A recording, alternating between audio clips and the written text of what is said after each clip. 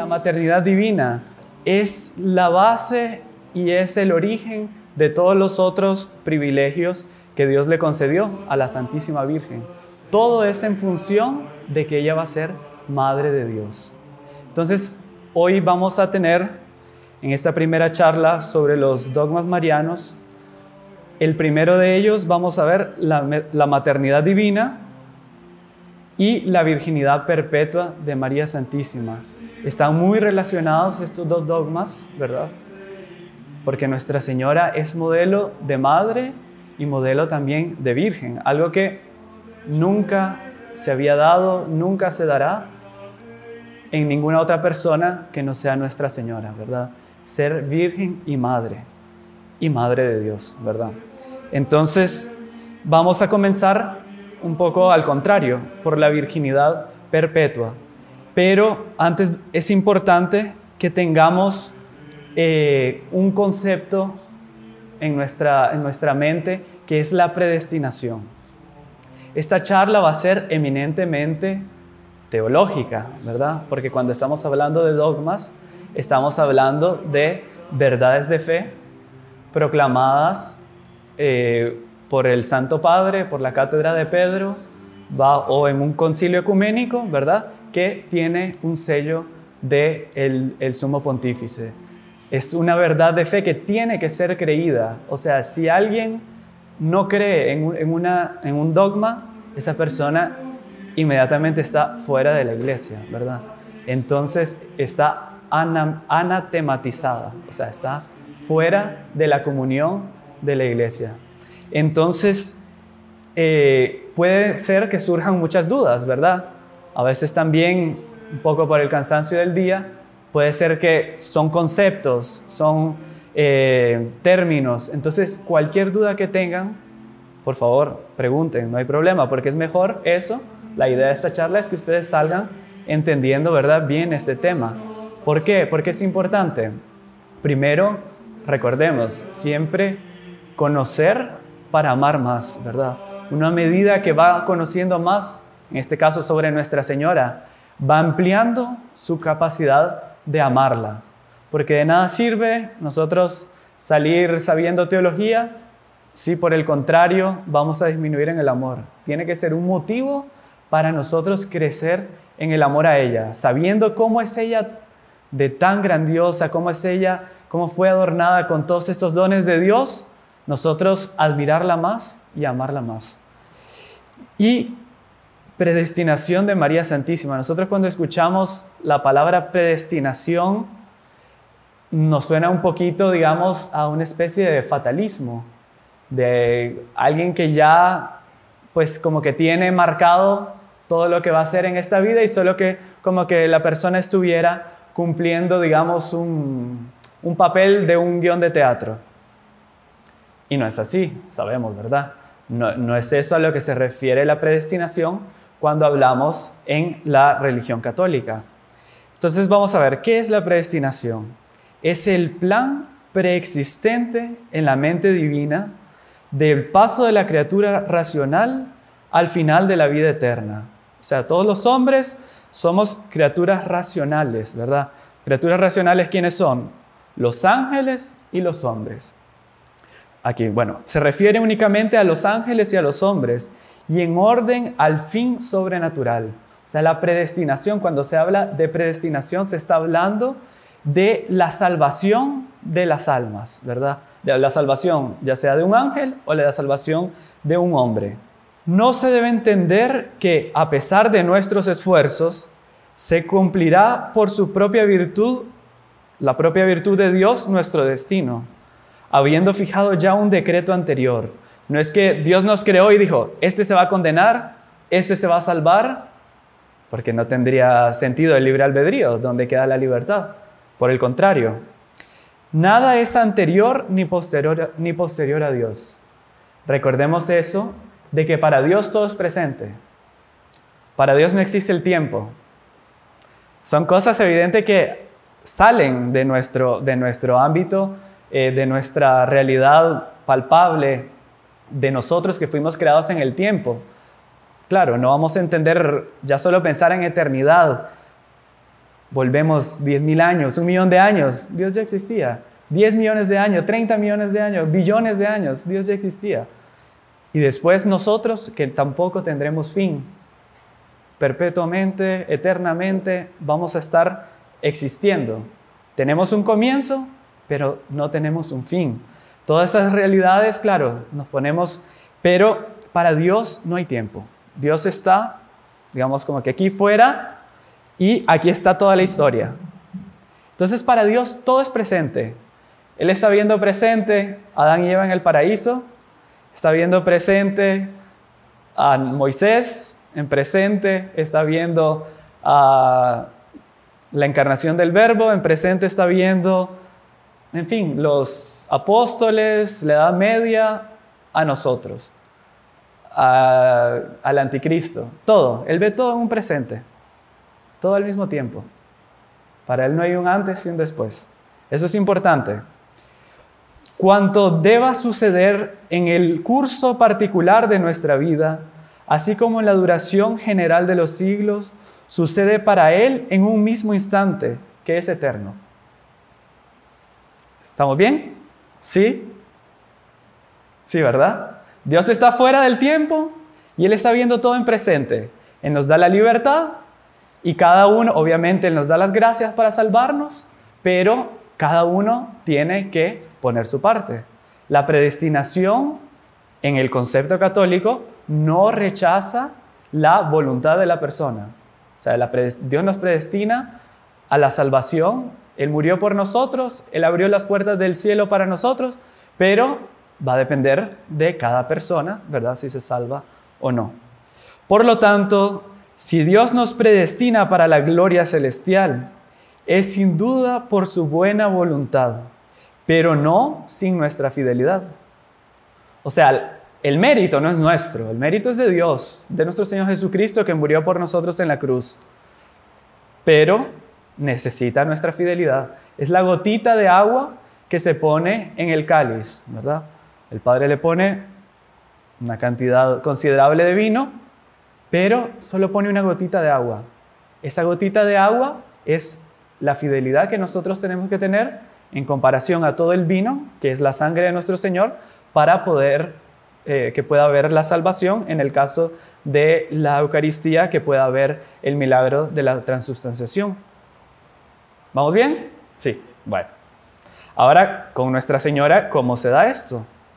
La predestinación con que la Santísima Virgen fue elegida es especial, única entre todas, no solo por el grado, sino por el género. Si María es en verdad la primera criatura predestinada, como la más perfecta imagen de su Hijo, es además la única predestinada en calidad de madre suya. Entonces Dios, en el mismo momento, la palabra ya momento sale, en la eternidad, cuando Él pensó en la encarnación del Verbo para salvar al hombre, porque como Él ve todo presente, creó al hombre, pero sabía que iba a pecar. Entonces ya desde toda la eternidad pensó en cómo redimir al hombre y pensó en la encarnación del Verbo a través de María Santísima. Y dicen los teólogos que en un mismo decreto pensó en nuestro Señor Jesucristo y en Nuestra Señora. O sea, están tan unidos, ¿verdad? Nuestro Señor Jesucristo, hombre de Dios verdadero, a su madre, están en lo que se llama el plano hipostático, ¿verdad? Que es lo más alto que hay en la creación. Entonces, y Nuestra Señora está ahí, obviamente de una manera relativa, porque ella es meramente humana, ella no es divina, como nuestro Señor Jesucristo, pero tiene tal relación con la divinidad, ¿verdad?, que después de nuestro Señor, ella está en ese plano. ¿Vamos bien? ¿Sí? En la bula Ineffabilis Deus, con la que Pío IX definió el dogma de la Inmaculada Concepción, se leen expresamente estas palabras: eligió y señaló Dios desde el principio y antes de los tiempos, o sea, antes de la creación, para su unigénito Hijo, o sea, para nuestro Señor Jesucristo, una madre en la cual Él se encarnaría y de la cual después, en la dichosa plenitud de los tiempos, nacería. Y en tal grado la amó por encima de todas las criaturas que solo en ella se comprobó con singularísima benevolencia. O sea, lo que veníamos diciendo, en un mismo decreto pensó en la encarnación del Verbo y en la maternidad de Nuestra Señora. O sea, si lo queremos ver por un lado no de cronológico, sino de jerarquía, en los pensamientos de Dios, digamos, en cuanto a jerarquía, está Dios acá, Él pensó al mismo tiempo en su encarnación y en la Santísima Virgen. Ahora entramos a la virginidad perpetua de María. Ya vamos aterrizando un poquito. María fue virgen antes, durante y después del nacimiento de Jesús. Eso significa que ella mantuvo su virginidad perpetuamente. No solo antes, ¿verdad?, sino durante el parto y después del parto. Eso es cuando nosotros queremos sintetizar el dogma de la virginidad perpetua. María fue virgen antes, durante y después del parto, ¿verdad? La virginidad y la maternidad son las dos mayores dignidades que puede poseer una mujer. Sin embargo, son naturalmente incompatibles, ¿verdad? Es lo que decíamos al inicio. No existe una posibilidad de que alguien sea madre y sea virgen. Son dones altísimos ambos, pero Dios quiso que Nuestra Señora, ellos dos estuvieran presentes. Pero para su madre, Dios hizo una excepción. Dios es todopoderoso y para Él puede hacer algo milagroso, ¿verdad? Él quiso para sí una madre que fuera al mismo tiempo el incomparable modelo de todas las vírgenes. Entonces Nuestra Señora es modelo para todos, ¿verdad? Para las madres, para las vírgenes, para las consagradas, para las casadas, para todo. María concibió virginalmente al Hijo de Dios, lo dio a luz virginalmente y conservó después esta flor de su gloria, que es la virginidad, por toda la vida. Eso significa la frase que habíamos visto anteriormente. ¿Alguna duda? ¿Todo bien hasta ahora? ¿Sí? María fue virgen antes, durante y después del parto. Conviene aceptar esta frase como un dogma expresamente definido, el cual no se puede poner en duda sin naufragar en la fe. El primer concilio de Letrán, bajo el Papa Martín I, en 694, definió en el Canon 3 lo siguiente. Vamos a ver. Este concilio, hay concilios que se llaman ecuménicos. El primero fue el concilio de Nicea en el 325, donde lo que decreta un concilio ecuménico en materia de fe y moral tiene una, digamos, ratificado por el Santo Padre, tiene una comparación, digamos, equivalente a un dogma de fe o a lo que sería, digamos, una explicitación ex cátedra de un papa, ¿verdad? Entonces, pero en este caso, este primer concilio de Letrán no fue un concilio ecuménico, o sea, no tiene ese carácter universal. Ecuménico significa universal, no significa de todas las religiones, ¿verdad? La palabra ecuménico es lo mismo que católico, universal, ¿verdad? Entonces, concilio universal, o sea, que es cuando se llama personas del mundo entero. Este fue un sínodo, ¿verdad?, que también se le llamó concilio en Roma, que hizo el Papa Martín I, pero que después el primer concilio de Constantinopla lo ratificó como infalible, ¿verdad? Pero igual, por ser el hecho de que fue un papa, ya tenía el carácter de infalibilidad, solo para que tengan como un preámbulo de este concilio. El Papa Martín I es santo, ¿verdad? Es mártir.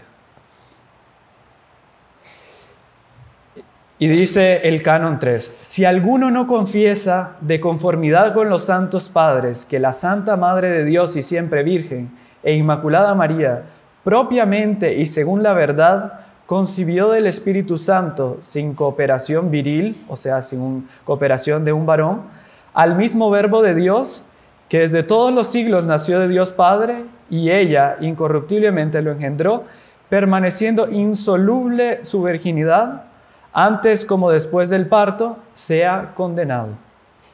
O sea, todas estas verdades, cuando nosotros hablamos de un dogma, son verdades que la Iglesia desde los tiempos apostólicos ha tenido como temas seguros, o sea, de fe. O sea, es algo que la Iglesia siempre ha predicado y siempre ha vivido, y que cuando se proclama el dogma, generalmente es cuando comienzan las herejías.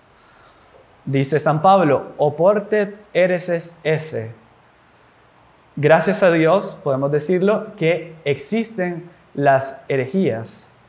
Porque cuando sale una herejía, la Iglesia contesta y explicita todos los principios por los cuales cree algo. Y así, el Divino Espíritu Santo ha permitido las herejías, o sea, las falsedades en materia de fe, para que la Iglesia vaya explicitando más su doctrina.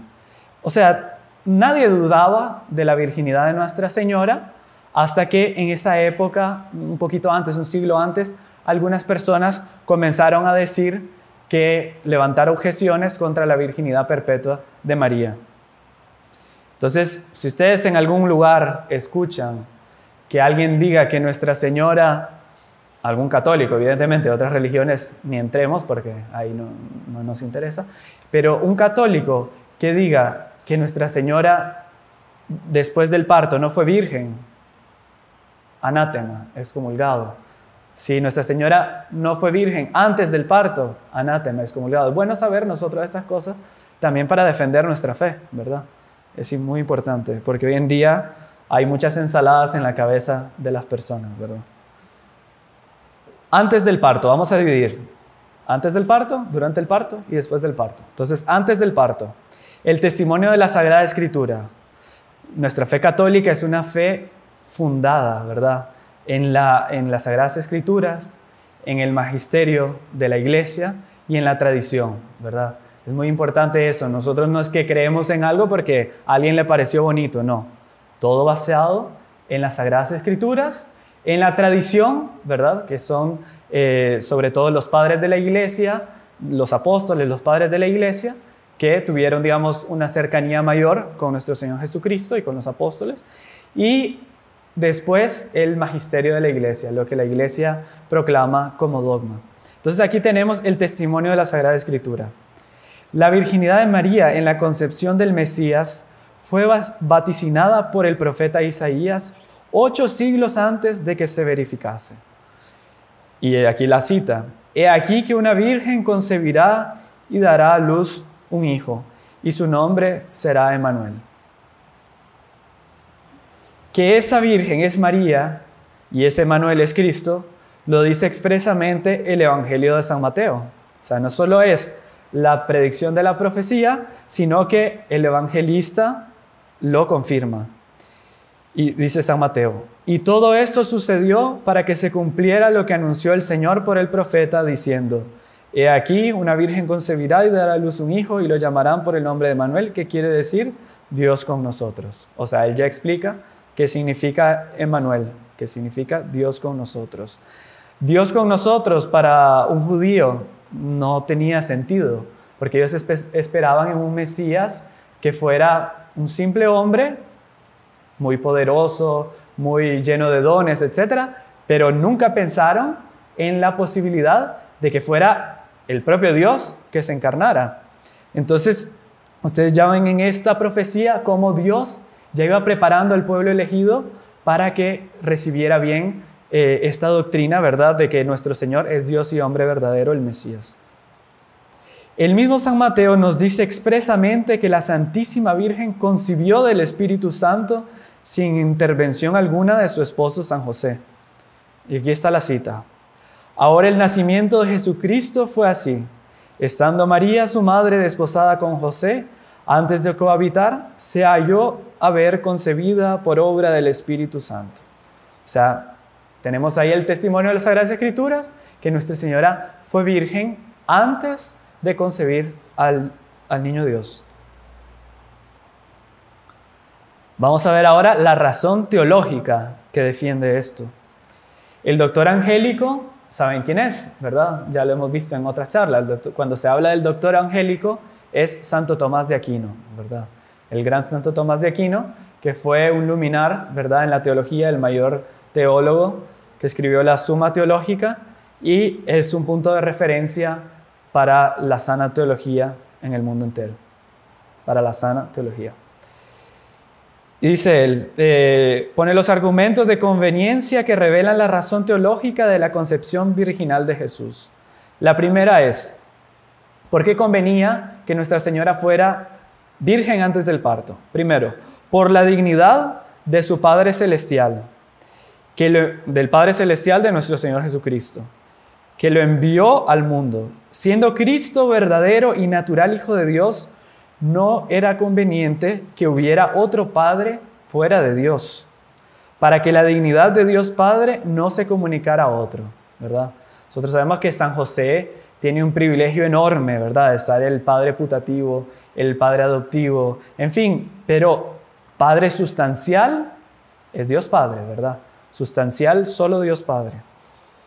Entonces, no podía ser que Dios Padre, siendo Dios, hiciera que participara otro hombre en esa dignidad. Por la propia dignidad del Hijo, que es el Verbo de Dios, ella también debía concebirlo sin una sombra de corrupción. O sea, Nuestra Señora tenía que estar de la manera más pura y virginal para recibir, obviamente, al Hijo de Dios, ¿verdad? Si ya cuando, imagínense, uno de nosotros va a recibir una visita ilustre, no sé, imagínense que venga a nuestra casa la reina de Inglaterra, el típico caso. A ver, viene la reina de Inglaterra a El Salvador y hicieron un sorteo y va a ir a mi casa. ¿Cómo pondría yo mi casa para recibir a la reina de Inglaterra? Dentro de la sencillez, dentro de lo que pueda, le daría lo mejor, evidentemente, ¿no? Para demostrar cómo pues, una familia salvadoreña recibe bien a la reina de Inglaterra.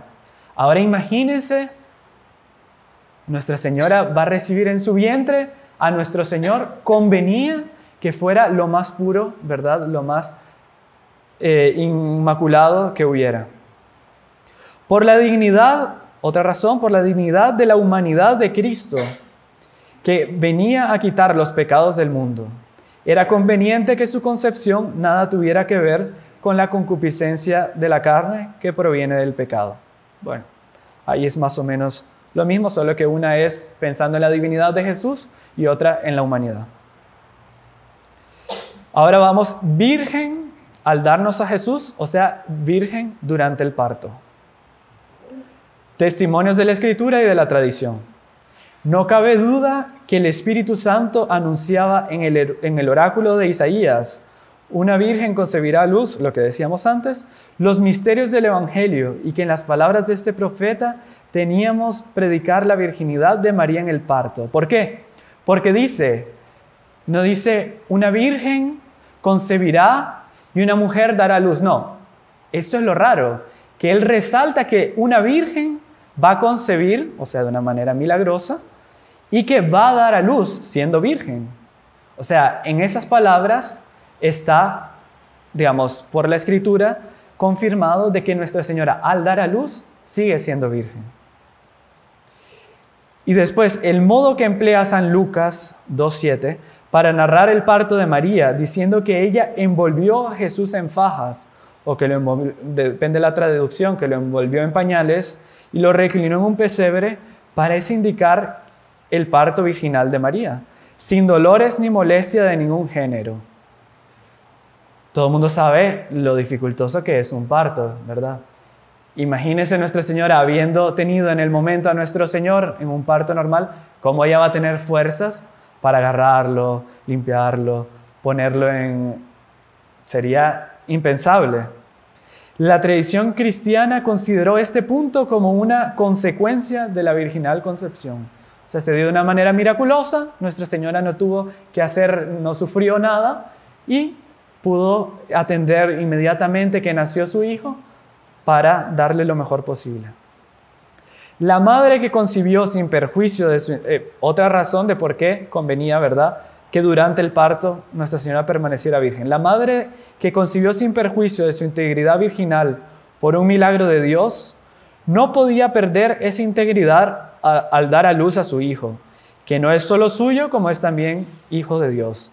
O sea, no tiene sentido que Dios haya preservado en la concepción la virginidad de la Virgen, baja el Espíritu Santo actúa sobre Nuestra Señora y es concebido virginalmente. No tiene sentido haber hecho que en ese momento se permaneciera virgen para que cuando naciera se perdiera la virginidad, ¿verdad?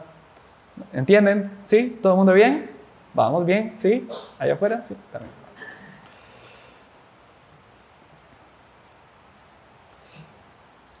Y esta es una definición muy bonita, ¿verdad? Muy inspirada, que narra cómo se dio eso, ¿verdad? Y dice así: así como la luz del sol baña el cristal sin romperlo y con impalpable sutileza atraviesa su solidez, el vidrio es algo sólido, pero cuando pasa un rayo de luz, el rayo de luz ni daña el cristal, ni lo rompe, ni atraviesa su solidez.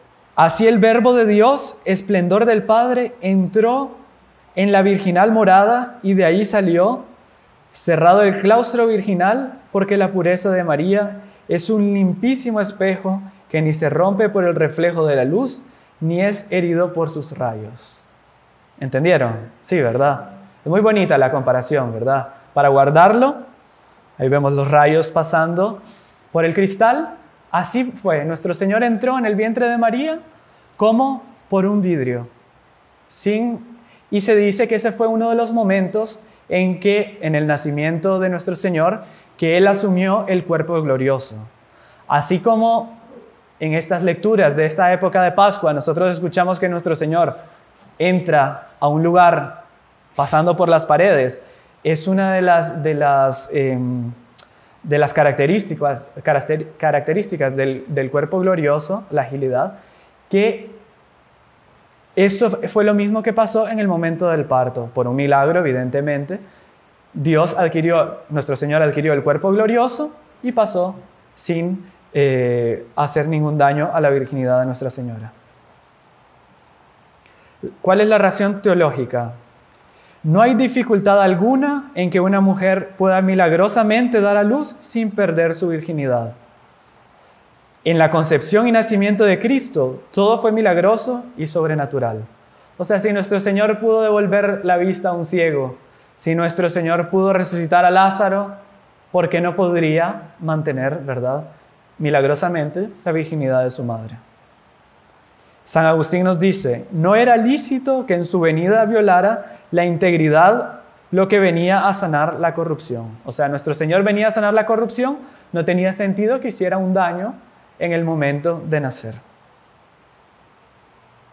Ahora, virgen después de habernos dado a Jesús, virgen después del parto. La Escritura y la tradición cristiana.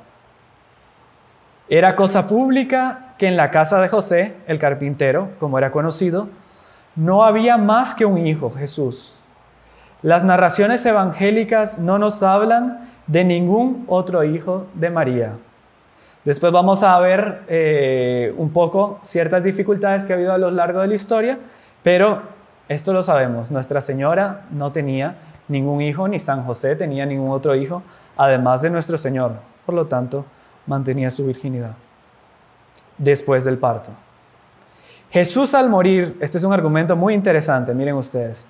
Jesús al morir, no teniendo hermanos a quien encomendar a su madre, lo hizo al discípulo, quien en el Calvario lo había abandonado. O sea, si, digamos, por un absurdo, Nuestra Señora hubiera tenido otros hijos, evidentemente sabemos que no, obviamente no se lo hubiera dado a un discípulo, se lo hubiera dado Nuestra Señora que lo cuide, ¿verdad? O algún hermano. O sea, y esto nos demuestra que no tenía ningún hermano, porque al a pedirle a San Juan que cuidara, ¿verdad? De aquí tu hijo, madre, hijo, de aquí tu madre, demuestra que no tenía ningún otro hermano. Razones teológicas. Virgen después del parto. Primera, porque sería ofensivo a la perfección de Cristo, que por la naturaleza divina es el Hijo de Dios, el Hijo unigénito y absolutamente perfecto del Padre, y convenía así que fuera también Hijo unigénito de la Madre como su fruto perfecto. O sea, era Hijo unigénito de Dios Padre, así también convenía que fuera, obviamente, Hijo unigénito de Nuestra Señora, ¿verdad? Porque sería ofensivo para el Espíritu Santo, si ella no fuera virgen después del parto, cuyo sagrario fue el seno virginal de María, en el cual se formó la carne de Cristo, y no era decente que fuera profanado por ningún varón. O sea, Nuestra Señora era la esposa fidelísima del Espíritu Santo. No era conveniente, hubiera sido ofensivo que para el Espíritu Santo, que era su esposo castísimo, que hubiera habido concurrencia de algún varón. Después, otra razón, porque ofendería la dignidad y virginidad de la Madre de Dios, que tan milagrosamente se había conservado. Acuérdense que cuando el ángel se le apareció a Nuestra Señora, la única, objeción, entre comillas, que ella puso fue que ella había hecho un voto de virginidad. Desde niña ella había consagrado su virginidad a Dios. Entonces, ¿cómo se dará esto? Yo no conozco varón. Yo consagré toda mi vida a Dios, mi virginidad. ¿Cómo se va a dar esto? Entonces, y el ángel ahí le explica, ¿verdad? Que se da por obra del Espíritu Santo. Entonces ahí ella acepta, ¿verdad? Y la última, porque ofendería pensar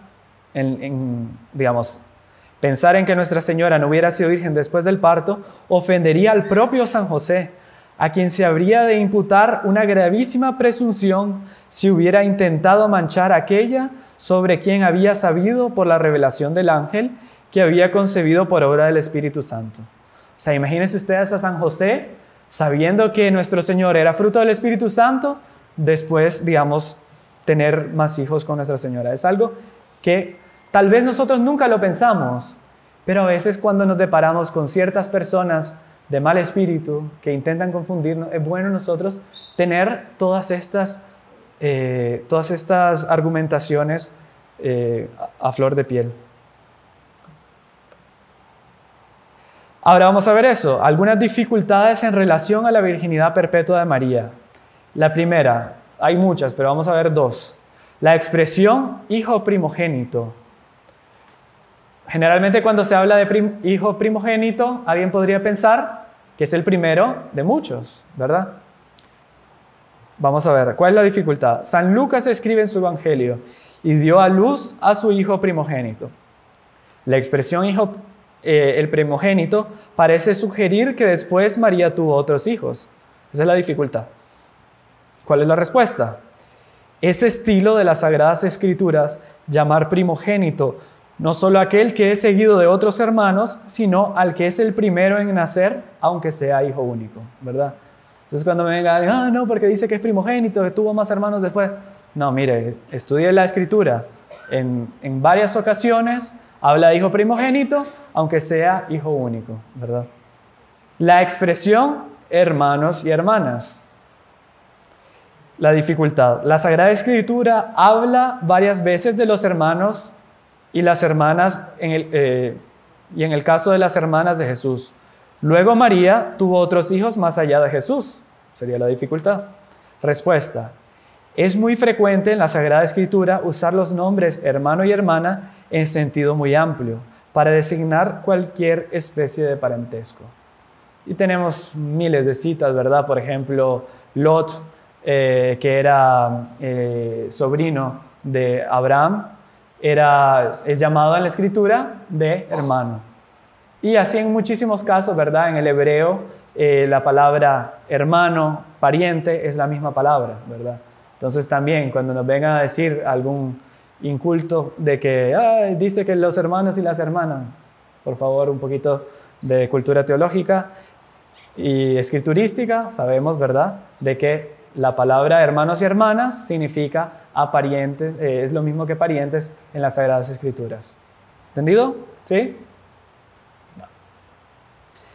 Estos hermanos y hermanas del Señor son sus primos, por ser hijos de algún pariente de María o de algún hermano de San José.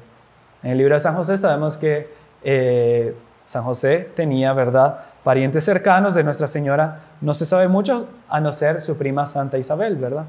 Ahora, el voto de virginidad y el matrimonio de Nuestra Señora con San José. Es un punto interesante porque como si eran esposos y ellos tenían voto de virginidad, ¿cómo pudo haber un matrimonio?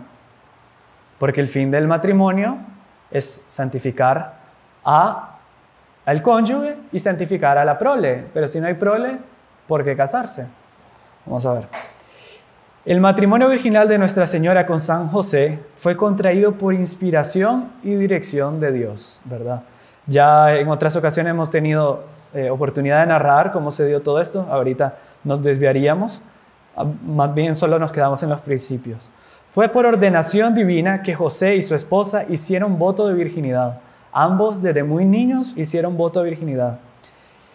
Ya que María, por revelación divina o por otro medio que convenció Dios de emplear, supo ciertamente que su esposo era tan santo, casto y continente que, casada con él, no debería temer por su integridad, sino que podía confiarle con toda seguridad su custodia. O sea, Nuestra Señora, cuando se dio el milagro de que floreció la vara de San José, ella sabía que era el hombre perfecto que Dios había preparado para custodiar su virginidad, ¿verdad? Y lo mismo San José. Y se dio en un momento que ambos hablaron sobre el tema.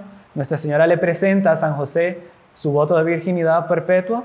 Y San José queda con una gran alegría también porque sintió que Dios le había escuchado en sus súplicas de mantener siempre su castidad. Ahora entramos al segundo dogma que vamos a ver hoy, que es la maternidad divina. Aquí vamos a cambiar un poquito la modalidad, ¿verdad? Para que no se nos duerman. Vamos a ver ahora la maternidad divina, pero un poco, ¿se acuerdan que dijimos que como las herejías muchas veces ayudan a explicitar la verdad? Vamos a ver entonces la historia de cómo fue que este dogma de la maternidad divina se explicitó.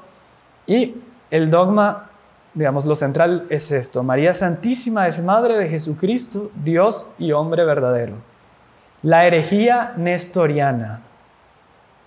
Es importante, esta herejía causó mucho gasto de energía en la iglesia en el siglo V. En la capital oriental del Imperio Romano, Constantinopla, se mezclaban tumultuosamente la controversia teológica y las intrigas palaciegas. Ubiquémonos un poco en la historia.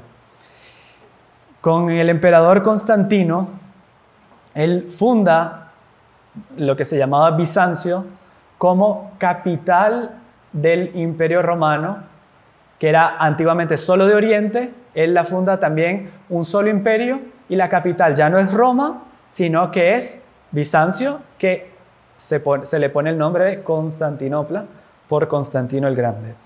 Entonces, con eso, el Papa queda en Roma, prácticamente la ciudad de Roma queda a cargo del Santo Padre, y Constantinopla pasa a ser la capital política del imperio. Y en esta época, digamos, dentro de la cantidad de santos que había en la época, también había mezclado mucho estas intrigas que había en las cortes, ¿verdad?, para ponerse en los cargos más importantes.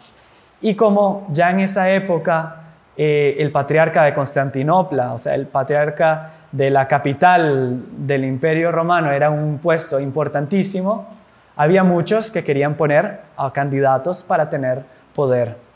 Entonces muere el patriarca de Constantinopla y comienza la controversia teológica, las intrigas, ¿verdad?, para ver quién van a poner ahí.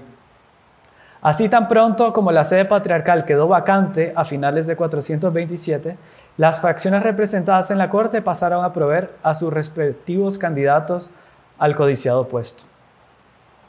Teodosio II, que era el emperador de la época, de una manera prudente, decidió no prestar atención a ninguna de las partes y con el fin de evitar discordias, optó por escoger a un extranjero, ¿verdad? No escogió a las personas que estaban siendo propuestas, sino que escogió a un extranjero que, si no me equivoco, era de Antioquía. Su elección recayó sobre un monje de Antioquía, excelente orador, dotado de sonora voz y con fama de santidad. Su nombre era Nestorio. Infelizmente, este emperador se dejó llevar a veces por la fama, ¿verdad? Por lo que se escuchaba. Y este hombre, que se llamaba Nestorio, tenía una facilidad de hablar, y a veces los grandes oradores ni siempre son los más virtuosos. Pueden decir cosas lindísimas, pero su vida no es concorde a lo que dicen. La reputación del candidato no correspondía con la realidad. Aunque aparentaba piedad, celo y rectitud de costumbres, el padre Nestorio estaba sediento de adulaciones y lisonjas. Ocupar tan importante cátedra alentaba sus ambiciosos anhelos, ¿verdad? Entonces, eso pasa muchas veces. Ay, no, tan humilde, tan bueno, tan no sé cuánto. Y hace todo para que las personas lo vean, ¿verdad? Entonces, ojo con eso. Constantinopla, esa es la catedral de Constantinopla. La alegría de los constantinopolitanos por la llegada del nuevo patriarca se transformó enseguida en temor y desconfianza. Al comienzo, qué bueno, un gran orador, pero después la gente percibe, ¿verdad? Pues el que prometía ser un celoso pastor no tardó en manifestar orgullo y falta de integridad. Esas dos cosas son siempre de la mano: orgullo y falta de integridad, falta en la pureza. Escuchen esto: que nadie llame a María Madre de Dios. Ella es una mujer y es imposible que Dios nazca de una mujer. Estaba todo el mundo reunido en la catedral de Constantinopla y de repente este Anastasio, que era el hombre de confianza del patriarca Nestorio, dice esto. Y la gente queda asustada. Un estremecimiento de sorpresa e indignación recorrió la catedral de Constantinopla. Todo el mundo dijo, bueno, es este Anastasio, pero seguro que el patriarca, que es el que defiende la fe, va a pensar algo diferente. Hasta entonces a nadie se le había ocurrido nunca poner en duda allí esa verdad en la que la iglesia creía desde hacía mucho tiempo, desde siempre, que Nuestra Señora era Madre de Dios. Y en aquel momento el predicador lo negaba con tanta arrogancia. Filiales y afligidas miradas acribillaron el semblante del patriarca. ¿Vuelven a ver a su esperanza? El patriarca Nestorio, que sentado en su cátedra debería ser el guardián de la fe. Sin embargo, no solo guardaba silencio, sino que aprobaba con un enfático movimiento de cabeza, dando su apoyo a esa insólita afirmación. Imagínense, el pueblo fiel que espera en sus pastores y escandalizado muchas veces por ellos. El pueblo escandalizado comenzó a abandonar la catedral. Eso pasa muchas veces. La gente, cuando se escandaliza de los pastores, se retira de la iglesia.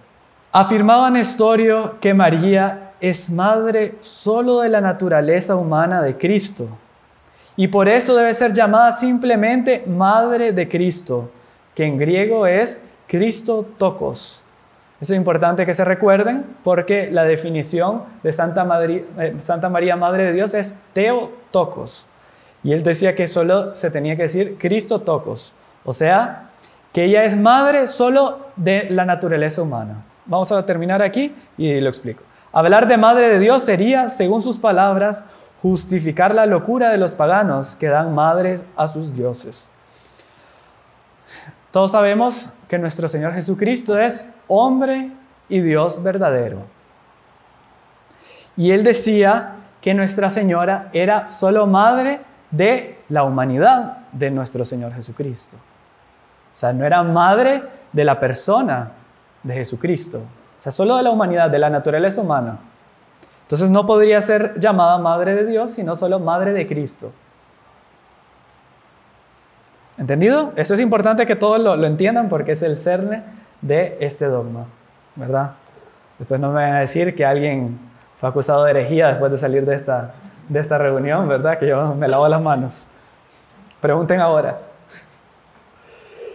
Según él, María habría dado a luz al hombre Jesús, en el que el verbo Hijo de Dios, la segunda persona de la Santísima Trinidad, habitaría como en un templo. O sea, como que estaba Jesús, que era un hombre, y en ese recipiente llamado Jesús habitaba Dios. Y nosotros sabemos que eso no es así. Hay una unión hipostática, hay una unión intrínseca en el que el verbo se hizo carne. Dios se hizo hombre. No es que habitó en un hombre. Es importante eso. ¿Claro? ¿Sí? Es decir, en Jesucristo, decía este hombre, habría dos personas. Una persona divina y una persona humana. Herejía. En Dios hay dos naturalezas, pero hay una sola persona, que es la segunda persona de la Santísima Trinidad. Y no solamente la persona divina con dos naturalezas distintas, como nos enseña la doctrina católica. Entonces, en eso está el cerne de la herejía nestoriana. Decir que nuestro Señor tenía doble personalidad, que había dos personas. O sea, obviamente impensable, pero como que en un solo ser habitaran una doble personalidad. Entonces, que en un momento, una especie de bipolaridad, si le quiere decir, digamos, una bipolaridad divina, algo completamente ilógico. Seguimos con la herejía de Nestorio. Por lo que se deduce una serie de proposiciones contrarias a la fe. En primer lugar, una consecuencia de eso. ¿Pero por qué es importante eso? Porque sacan muchas consecuencias de eso. Usted cambia una verdad de fe, aunque sea chiquitita, ¿sí? Las consecuencias son inmensas. Los dolores de la pasión hubieran sido sufridos únicamente por la humanidad de Cristo. El hombre Jesús hubiera sufrido y por lo tanto no podrían haber satisfecho a Dios Padre con méritos infinitos. O sea, si esto fuera así, no habría razón para hablar de redención. La redención se da porque es Dios. La sangre de Jesús es una sangre divina y es la única sangre que tenía valor para borrar el pecado original, porque era una ofensa infinita la que se había hecho con el pecado de nuestros primeros padres, el pecado original, y tenía que ser sanado por una sangre infinita. Entonces, si nosotros quitamos que solo sufrió una persona humana, no hubiera existido redención. Por más bueno que fuera este hombre, que hubiera sido uno con Dios, con la persona divina, hubieran vivido todo el tiempo juntos, no hubiera tenido un valor de redención. ¿Claro? ¿Sí? ¿No? ¿Seguro? ¿Sí? ¿La Patricia? Sí, va. ¿Seguros todos? ¿Seguimos? No tengan pena en preguntar, aunque parezca algo obvio. Va. Todo el mundo va a salir doctor en teología. Por otro lado, la expresión "el verbo se hizo carne" perdería su sentido, pues por mucho que se afirmase que en Cristo existiría la unión de dos personas, la divina y la humana, supuestamente, no se podría atribuir las acciones de la supuesta persona humana de Cristo a su persona divina. Entonces, el verbo se hizo carne. La segunda persona de la Santísima Trinidad se hizo hombre, se hizo carne. No es que habitó en una carne. No se comprendería la respuesta de Jesús al llamamiento de Felipe, cuando Felipe le dice: Señor, muéstranos al Padre y eso nos basta. Y nuestro Señor le responde: Felipe, hace tanto tiempo que estoy con vosotros y todavía no me conocéis. El que me ha visto al Padre. ¿Cómo dices, muéstranos al Padre?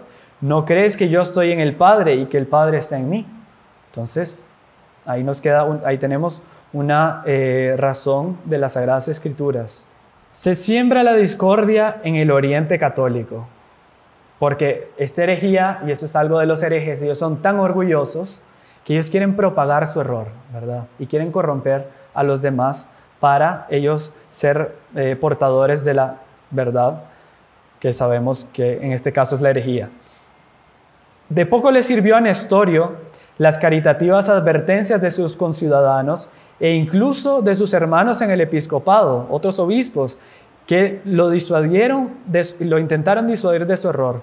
Al contrario, el pertinaz patriarca condenó públicamente a los opositores de sus ideas. Imagínense, un obispo patriarca que en vez de reconocer sus errores, cuando le dicen, mire, la doctrina católica dice esto, está clarísimo, aquí. ¿Cómo usted viene ahorita a querer inventar cosas nuevas? Después de tanta tradición, en esa época eran 430 años, hoy en día son 2000 años, ¿cómo vamos a querer inventar cosas nuevas? El que hizo, condenó públicamente a los opositores de sus ideas y los mandó que les detuvieran y maltrataran, acusados de promover el desorden público. Los comenzó a perseguir. Mientras tanto, una recopilación escrita de los sermones de Nestorio se difundía por las demás iglesias de Oriente, sembrando la división en el pueblo fiel. Cuánto mal, ¿verdad? Cuánto mal y cuánta responsabilidad tienen estos pastores herejes. San Cirilo de Alejandría. Aquí viene ya un santo, ¿verdad? El otro era Nestorio, este es San Cirilo de Alejandría, ya una calma viene aquí a la sala. La nueva herejía no demoró en llegar a la iglesia de Alejandría. Estamos hablando de Constantinopla, ¿verdad? En Europa, con Asia, ¿verdad? La actual Turquía. Y Alejandría, estamos hablando de otro patriarcado muy importante de la antigüedad, que era en Egipto. Decidido como siempre, no tardó en ponerse en acción para cortarle el paso a esta herejía cuando la escuchó. Pero miren cómo son los santos. Los santos, ellos intentan de todas las formas que el hereje, que la persona que está en el error, se convierta. Porque Dios no quiere la muerte del pecador, sino que se convierta y viva. Entonces, ¿qué hizo San Cirilo? A la vez que expedía cartas a obispos, presbíteros y monjes, reiterando la doctrina sobre la encarnación del Verbo y la maternidad divina, o sea, él comenzó como un apóstol a predicar y mandar cartas sobre la verdadera doctrina. Cuidaba prudentemente de no hacer alarde de los errores y el nombre del hereje. O sea, él no comenzó a decir públicamente, este Nestorio, porque quería que él se convirtiera. Pues movido de intensa caridad, insistía en no permitir que nadie se proclamara más amante de Nestorio que él mismo. O sea, él quería defenderlo. O sea, quería de todas las formas que él hasta el último momento se diera cuenta de su error y se convirtiese. Pero también, dentro de su santidad, él va a mantener firme la doctrina de la iglesia. A finales del año 429 le escribió mansamente, por primera vez, como un santo, advirtiéndole de los rumores que corrían en la región acerca de sus doctrinas y le pedía explicaciones sobre ellos. O sea, es un patriarca que le escribe a otro diciendo, oiga, dicen tal cosa sobre usted, ¿es verdad? Yo creería que no, pero dígame cómo explica esto. No habiendo obtenido por respuesta sino una ácida invitación a la moderación cristiana, San Cirilo le expuso en una segunda carta, una segunda misiva, con luminosa y sobrenatural clarividencia el pensamiento universal de la iglesia. Entonces el otro le responde con acidez, orgulloso, ¿qué le importa a usted? Entonces le manda una carta diciéndole, esto es lo que la iglesia manda a creer. Sin embargo, Nestorio no cedió y replicó con una nueva carta que contenía el elenco de sus ideas. O sea, le dijo, usted está equivocado, la verdad es esta, su nueva verdad, sus nuevas doctrinas. Roma entra en la disputa. Todo esto en Oriente, ¿verdad? Roma está en Italia, Occidente.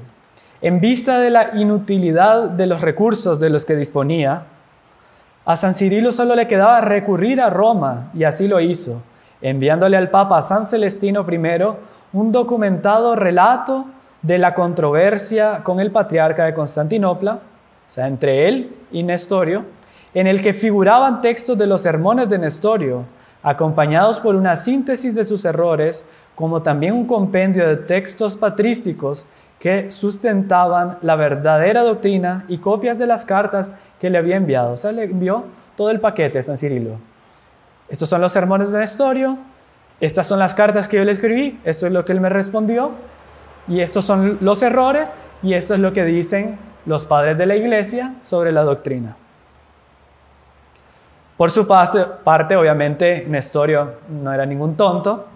Él ya había informado al Papa San Celestino sobre la situación, aunque en términos estudiadamente ambiguos, con el objetivo de conquistar su favor.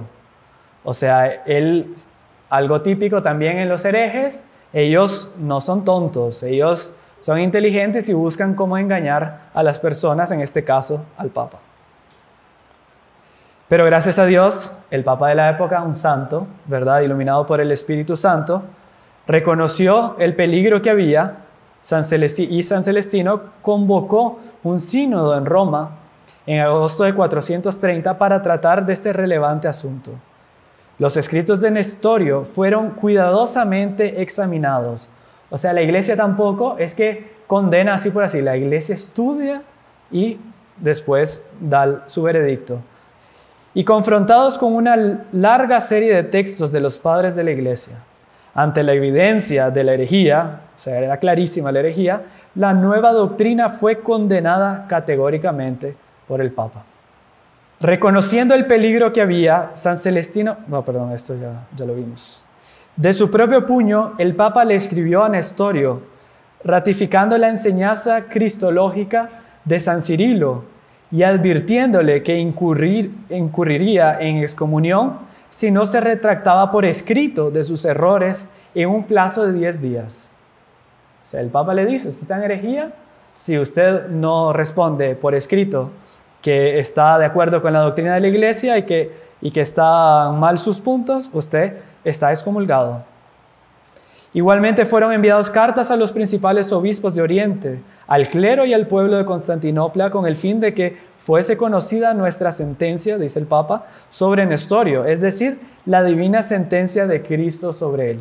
Y para ejecutar esta carta, o sea, que no quedara en algo escrito, el sumo pontífice fue designó al propio San Cirilo. O sea, el Papa le dio la autoridad en Oriente para que San Cirilo pusiera todo esto claro. O sea, como lo delegó como un delegado papal, ¿verdad? De manera que lo que él dijera fuera la voz del Papa.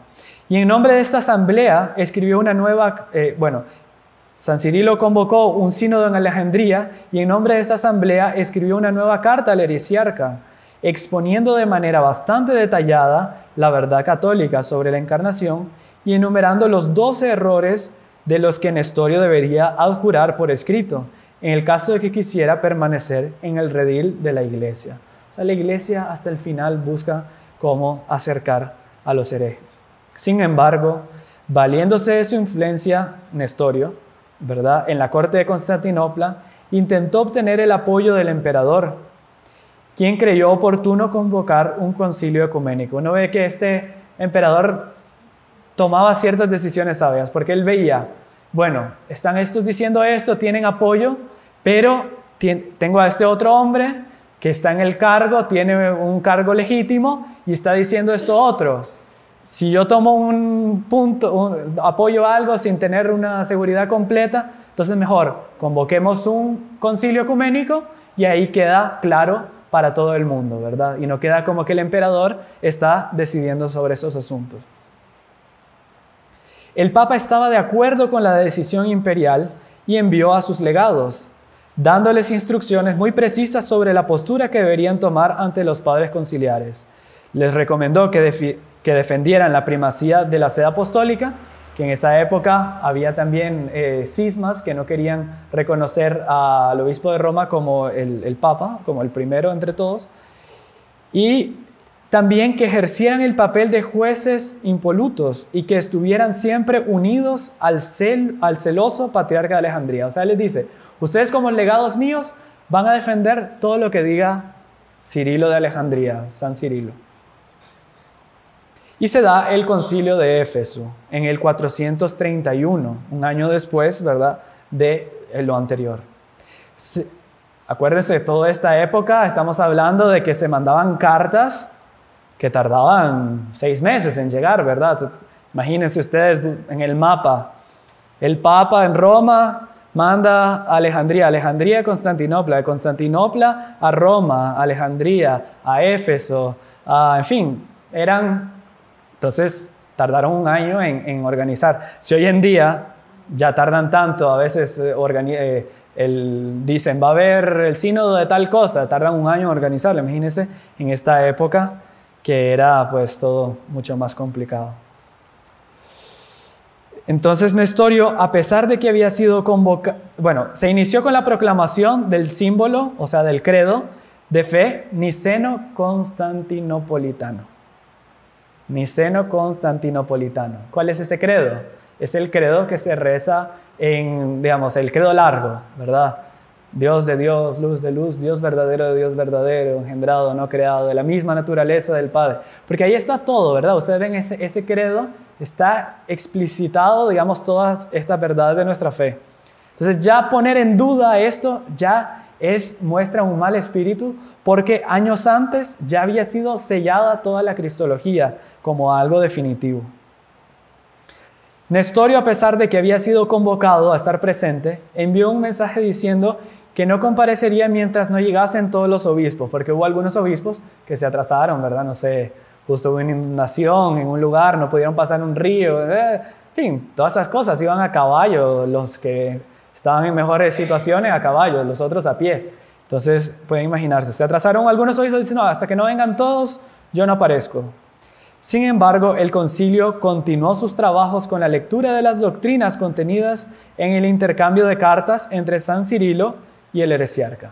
En la lectura de la defensa del patriarca alejandrino, o sea, San Cirilo, estallaron prolongados y calurosos aplausos, siendo su misiva declarada ortodoxa conforme al símbolo de Nicea, al credo, mientras que el de Nestorio fue reprobado como impía y contraria a la fe católica.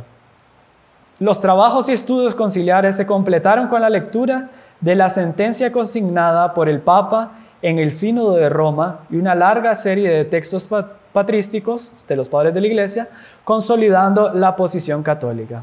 O sea, sencillo. Esta es la doctrina de la Iglesia, esto es lo que dijo el Papa, esto es lo que dijo el Patriarca de Alejandría, que es completamente armónico con lo que dijo el Papa, con lo que dijeron los apóstoles, con lo que dice la Biblia, con lo que dicen las Sagradas Escrituras, con lo que dice la tradición. Esta es la verdad. Nestorio dice esto, aquí están los errores de Nestorio, y obviamente todo el mundo cuando escucharon a San Cirilo, pues un santo, ¿verdad?, expresando la ortodoxia, pues estallaron en prolongados y calurosos aplausos. Ha sido una escena muy bonita imaginar esto, ¿verdad? La cristiandad entera se reúne y al escuchar la verdad de un santo, pues alegría, ¿verdad? Porque no crean, toda esta gente estaba muy preocupada porque alguien tan alto había caído en herejía. Generalmente todos los otros herejes eran a veces sacerdotes o algún obispo, pero un patriarca. El patriarca de Constantinopla era, un puesto importantísimo en el mundo de aquella época. Después del Papa era el más importante, ¿verdad? Entonces, vamos a ver. Infructíferos fueron los esfuerzos para reconducir a Nestorio a la casa paterna.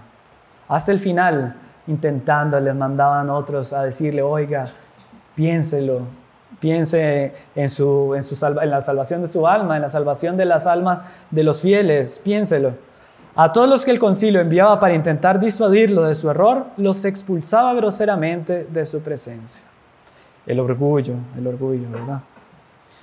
Sobre él recayó el anatema, que decía así: nuestro Señor Jesucristo, del que él ha blasfemado, Nestorio ha blasfemado, ha definido por medio de este santo sínodo que el mismo Nestorio sea excluido de toda dignidad episcopal y de toda la asamblea de los obispos.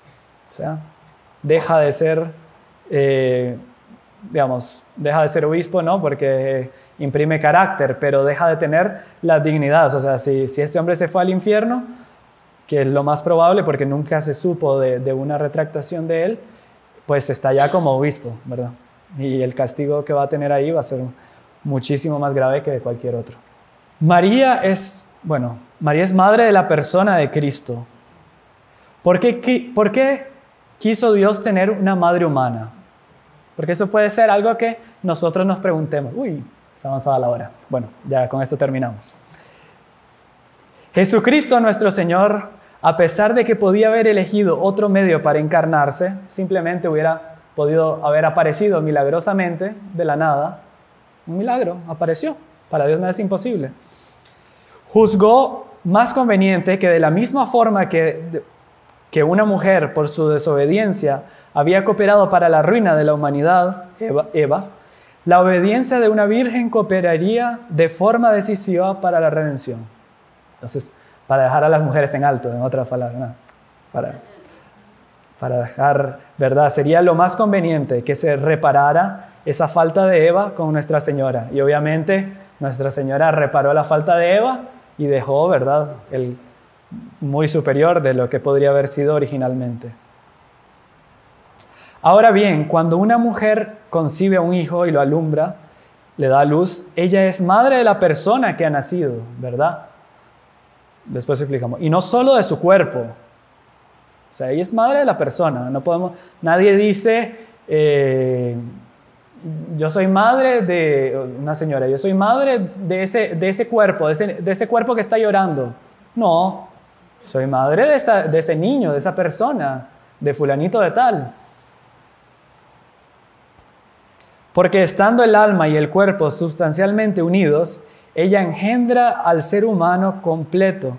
Aunque el alma haya sido creada por Dios, María era, por tanto, madre de la persona de Cristo. O sea, todas las almas nuestras son creadas por Dios. En el momento de que se da una engendración, en ese momento Dios crea el alma humana, ¿verdad? No son los padres que crean el alma humana. Ellos concurren, le dan la naturaleza humana, pero en ese momento Dios crea el alma, ¿verdad?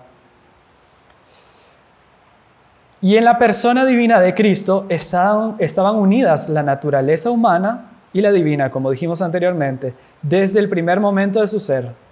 En el momento que Nuestra Señora concibe por obra y gracia del Espíritu Santo, en ese momento, en ese minúsculo, digámosle así, embrión divino, ahí ya estaba unida la naturaleza humana con la divina, completamente. Por eso, si una es la persona de Jesucristo, y esta es divina, sin ninguna duda, María debe ser llamada por todos no solamente de Madre de Cristo, hombre, sino Madre de Dios, Theotokos, ¿verdad?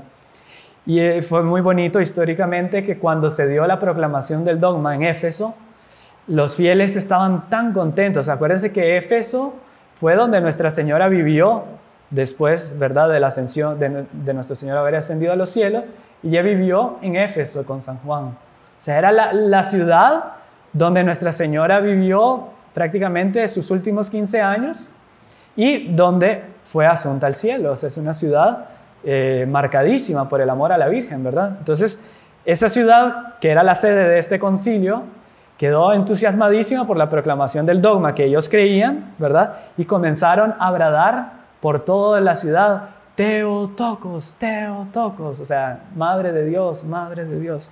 La Virgen María no engendró a una persona humana a la que después se uniera el Verbo, como decía Nestorio, sino por el contrario, fue el Verbo que se hizo carne y habitó entre nosotros, ¿verdad? Entonces, por eso Nuestra Señora es Madre de Dios.